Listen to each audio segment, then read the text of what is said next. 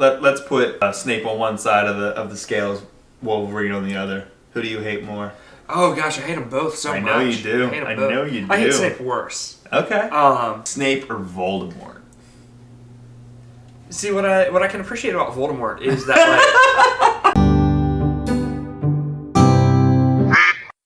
Hey gang, it's Andy from Funnecessary. And Ronnie from Funnecessary. And today we are going to talk about something we both love. Which is Harry Potter. And we're going to talk about something we both hate. Which is Severus Snape. He's the worst. He's so bad. He's a bad man. So, during the First War, Snape was a full-fledged Deatheater. Mm-hmm. Full-fledged. He's got the dark mark. And he goes and he tells Voldemort, oh hey, guess what? There's a prophecy, and it is only upon learning that it could have been about Lily and James, he turns good. Mm-hmm. If that prophecy had been about Neville, which it could have been, yep, Snape would have stayed a bad guy. Yeah. And Voldemort decided that it was about Harry. Yeah. So if Voldemort had been like, oh, it's probably about that Neville kid, Snape did not care about Alice Longbottom the way he cared about Lily Evans Potter. Secondly, Snape was part of the Death Eaters from like high school on. Yeah. So like, even in high school, he was basically for pure blood supremacy group. Yeah. I don't like people in supremacy groups. They tend to not be like my friends. Now he got picked on by James, but I would like to point out that I feel like it wasn't necessarily bullying, because for bullying there needs to be an imbalance of power. And hold on, here we go. The instance we see in Snape's first memory, it's 2-on-1. It's Snape versus James and Sirius. Mm-hmm. Which, like, yeah, that's an unfair fight. 2-on-1 sucks. Snape did have Death Eater cronies in high school. I'm assuming it was, you know, Snape and his buddies gang up on James, and James and his buddy gang up on Snape, and like, I don't know if it was necessarily definition bullying. I think we're mincing words a little bit if we try and redefine or find the definition of bullying. This is by no means a video of Snape is a terrible guy and James is an angel. No, James was a jerk too in high school. Yeah, let's you know, James might not be a very bad man, but he's not like, you know. A lot of Snape apologists really paint it as one-sided. Snape was this tragic martyr that James relentless. No, Snape was dishing it up too. The version of that we have is when Harry goes into the pensieve and sees the memory of James picking on Snape, which, as we know from Slughorn, memories can be altered. Yeah. And selected, and that was like. Well, it's not Snape's worst memory because he got embarrassed by James. It's Snape's worst memory because he called Lily a mudblood there, and that ended their friendship. Right. Let's not forget in Half-Blood Prince that like Snape was writing up dark magic spells in high school to use on enemies, aka James. Yeah. I think probably the biggest problem I have with Snape is the hypocrisy of like, he holds everyone to the standard of like, you're the same person you were in high school when you wronged me. You're the like Harry, you're the same as your father. Like Lupin, you're the same as you were. Sirius, you're the same as you were. And like, he doesn't want to give anybody a chance. But like Snape, didn't you used to be a Death Eater? Yeah. Remember like how you're not the same person that you used to be? Yeah. Moving on from high school, Snape is a Death Eater. He fights in the First War for the bad guys. Turns turncoat and starts helping Dumbledore in the Order of the Phoenix because of his obsession with Lily.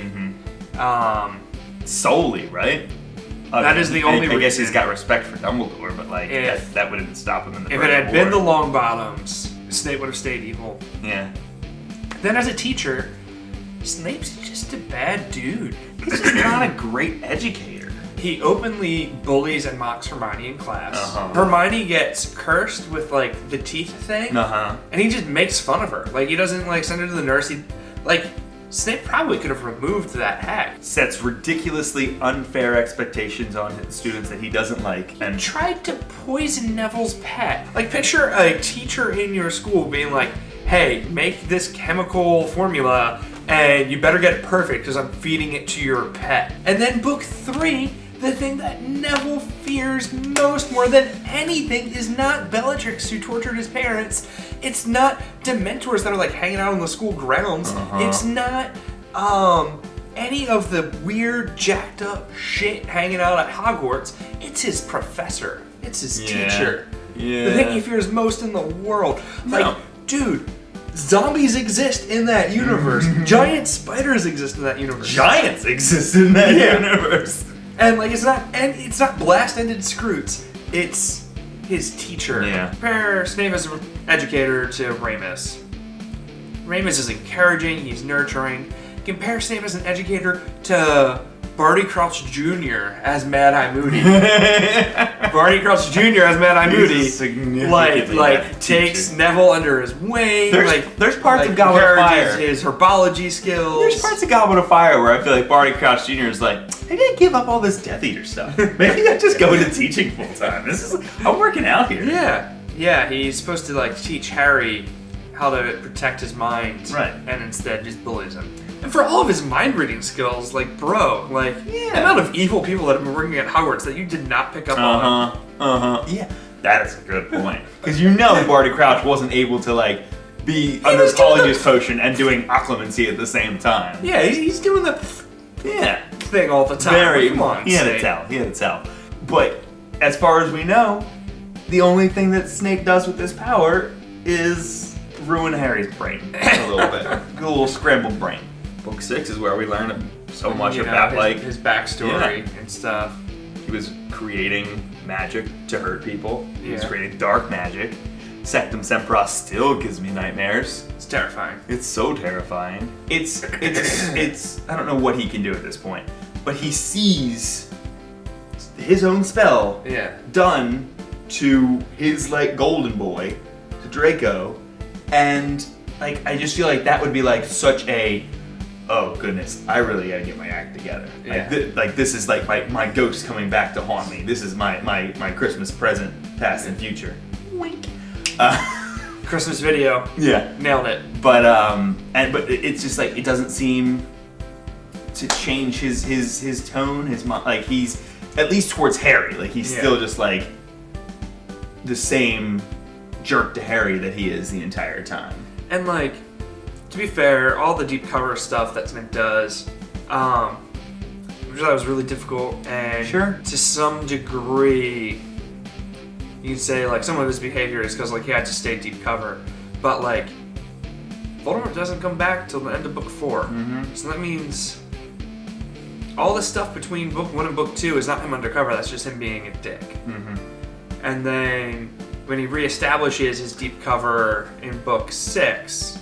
You can say like, oh yeah, like he's trying to reestablish his deep cover, He's got to be abrasive to the good guys. But like, I mean, if anything, I don't buy that. If anything, he's probably the best version of himself in book 1. Yeah. And that is when he is directly trying to stop and interacting with someone who is sharing a head with Voldemort. And of course, I don't believe that he knows that at the time. Yeah. But like that's he is doing so much deep cover when like Voldemort's just kind of out around the countryside, and when Voldemort's like right in front of his face, he's like, now I'll be the good guy, and then just like blows it all up. He kills Dumbledore in book 6. Well, yeah, and like I don't blame him for that. No, like I think he had that's to. the least of it. Book 7. He dies. Thank goodness. He's the worst. His manic pixie dream girl obsession with Lily of like, dude, you didn't love Lily, you love the idea of Lily. Yeah. She's not a competition and you still lost. Right. Like, get over it. And to feel like he's owed. The fandom latching on to like always. And Snape's Patronus is a deer. Dumb. And so like when I left the theaters to Half-Blood Prince 2, there were girls talking in front of me who were like, oh, so Snape was really Harry's dad? And I was like, no. It's called Harry Potter, not Harry Snape.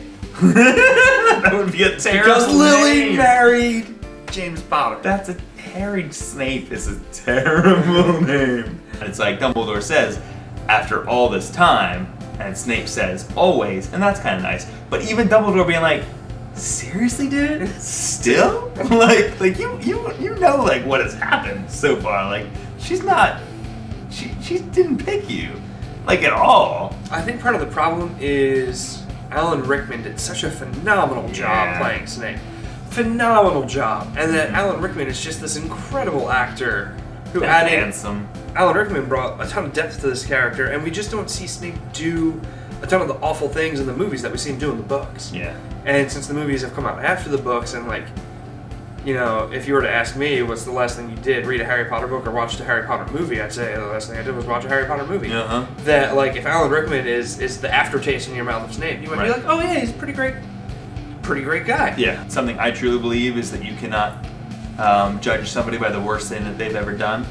To that same effect, I don't know that you can necessarily judge somebody by the best thing they've ever done either. You have to look over the course of their resume, over their career, over their life, and kind of make an assessment at that point. And if you do that, if you dig too deep with Snape, it gets pretty medley, pretty gross pretty quickly. Guys, do you love Snape? Do you trust Snape? Do you think that Snape's a great guy? Are you terribly wrong about everything? Sounds like it. Let us know in the comments below. I'm Andy, guys. I'm Ronnie, guys. Knox. I like how we still do that with the videos. Dude, we do a Harry Potter video. That's how we gotta end. I know. I was talking to Andy about how I still have a sticker of big black letters. Snape is a very bad man. And they tried to give me a trust Snape sticker, and I said, I don't trust Snape. Don't you force your agenda on me. Your pro Snape agenda. Nope. Snape's a bad dude.